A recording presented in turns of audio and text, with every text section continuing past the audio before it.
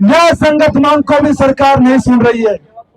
मेरे लोगों, हम स्पष्ट रूप से मांग कर रहे हैं कि फर्स्ट ग्रेड की जो एग्जाम है वो 3 महीने आगे बढ़ा दीजिए, क्योंकि नेट यूजीसी का एग्जाम टकरा रहा है। कोई गलत मांग है क्या, मुझे बताओ। हम ये कह रहे हैं सरकार से कि MA final year, BEd final year के बच्चों का रिजल्ट नहीं आया, 1 लाख बच्चों का जीवन खराब हो जाएगा, आप एग्जाम को आगे बढ़ा दीजिए। कोई गलत मांग है क्या? हम सरकार से कह रहे हैं कि आने वाले समय में दिसंबर में कॉलेज प्रोफेसर के एग्जाम होने हैं, उन बच्चों को नेट का एग्जाम देना जरूरी है। और नेट में एज भी 30 साल होती है जनरल में, तो वो बच्चे अगर ये मौका छोड़ देंगे फर्स्ट ग्रेड के चलते, तो वो तो बैठ ही नहीं पाएंगे। तो इसलिए हम कह रहे हैं कि एग्जाम आगे बढ़ा दीजिए। गलत बात है क्या? साथियों, कई सारी बातें सामने सरकार की आ गई है, और सबसे बड़ी बात तो यूपी में किसकी सरकार है? किसकी सरकार है? बीजेपी सरकार यूपी में है। और उन्होंने मेरे लोगों नेट यूजीसी के चलते टीजीटी पीजीटी एग्जाम को कैंसिल कर दिया। तो यह राजस्थान सरकार इस बात को क्यों नहीं समझ रही? क्या राजस्थान सरकार में बैठे अधिकारी पढ़े लिखे नहीं है क्या? जिस हिसाब से चल रहा है, मुझे लगता है ये अधिकारी तो बन गए, लेकिन इन्हें पता नहीं है बच्चों की मांग क्या है। क्योंकि पिछले 10 दिन से लगातार हम मांग कर रहे हैं भजनलाल सरकार से कि युवाओं की मांगों को सुनिए भजनलाल जी, लेकिन भजनलाल जी ध्यान नहीं दे रहे। हमारे आरएस के साथी भी थक हार के बैठ गए, लगातार प्रयास कर रहे थे, सरकार ने अनसुना कर दिया। मेरे भाइयों, हम अंबेडकर के चरणों में बैठे हैं और इस महेशनगर की धरती पे बैठे हैं।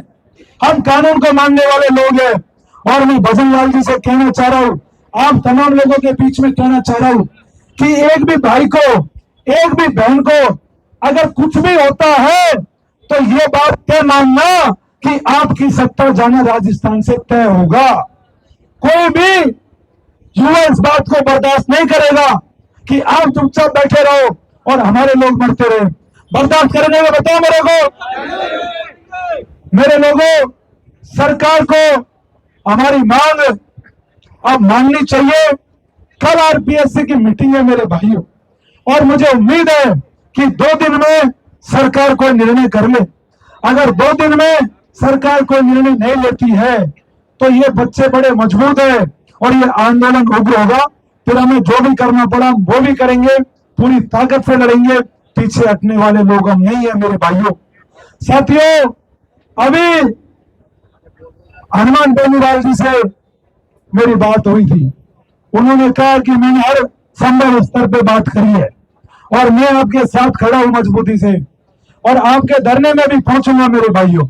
उन्होंने कहा थोड़ी देर में आपके धरने में आपके बीच आऊंगा और सरकार से मांग। मेरे लोगों, क्योंकि राजस्थान में वाकई में मुझे लगने लग गया कि लड़ने वाले लोगों की बड़ी कमी है। पहले मैं भी सोचता था कि राजस्थान में तो बहुत सारे नेता हैं, बड़े बड़े नाम हैं, लेकिन आज उन नेताओं के नाम लेते मुझे शर्म आती है, बड़े बड़े नाम वालों की। क्योंकि आज वो लोग, जब ये बहनें मर रही है, जब ये भाई मर रहे हैं, तो एक भी नहीं बोल रहा। और वो कांग्रेस सरकार जो कहती है कि हम विपक्ष में बैठे हैं, हमें लोगों ने चुनाव हरा दिया। मैं कांग्रेस सरकार से कहना चाहता हूं, जैसे आपके क्रम है, मुझे लगता है वो 15-20 साल विपक्ष में बैठने का काम करोगे आप।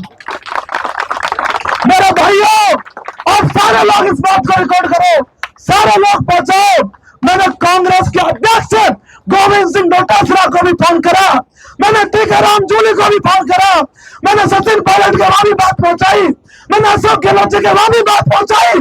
लेकिन ये कांग्रेस सरकार, सत्ता में तो इन्होंने हमें लूटने का काम करा, लेकिन जब विपक्ष में बैठे इन्होंने कहा आपकी मांग उठाएंगे, आपके लिए ट्वीट करेंगे। ये ऐसी सरकार है कांग्रेस सरकार, ऐसी सरकार थी मेरे भाइयों, एक भी बड़े नेता का ट्वीट नहीं आया।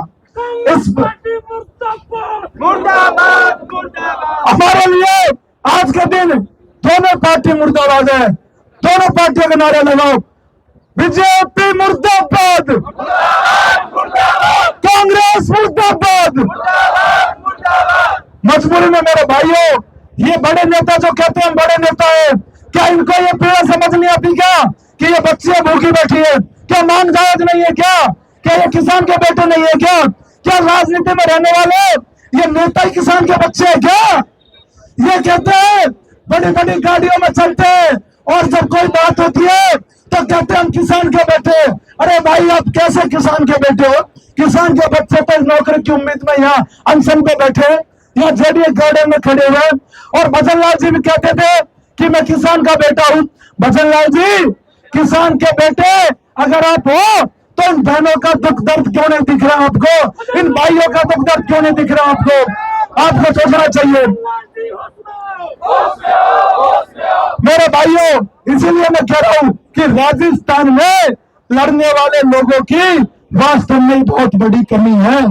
हनुमान जी हमारे साथ लड़ रहे पहले भी, और उन्होंने कहा मनोज अब भी मैं आपके साथ खड़ा हूं, अब भी मैं पूरा संघर्ष करूंगा, पूरी कोशिश करूंगा कि आपका काम हो जाए।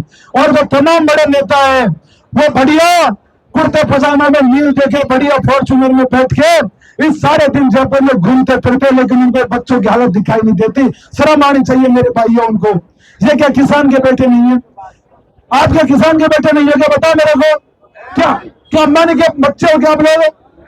मेरे भाइयों, ये सरकार गूंगी बहरी हो चुकी है।